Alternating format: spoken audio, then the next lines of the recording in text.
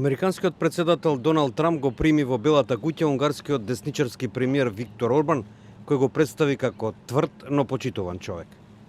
Ова средба, како што наведува новинската агенција Associated Press, уште еднаш покажала дека председателот Трамп не се срами да се сретнува со странски лидери кои Западот ги критикува.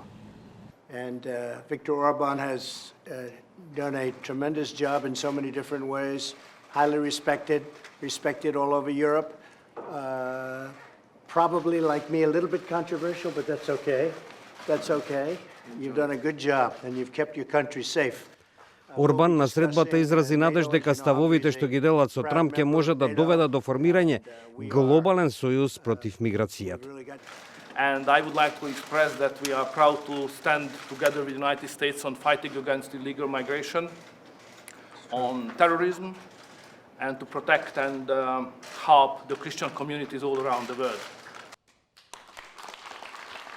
Трамп, кој подоцна одржа ифтарска вечера во Белата куќа за амбасадорите и членовите на дипломатскиот кор, кои ги представуваат нациите со мнозинско муслиманско потекло, изјави дека Орбан бил одличен во врска со христијанските заедници. Посетата на Орбан на Вашингтон, како што јавуваат новинските агенции, е и во врска со планот на Унгарија да купи американски проектили од Среден дострел.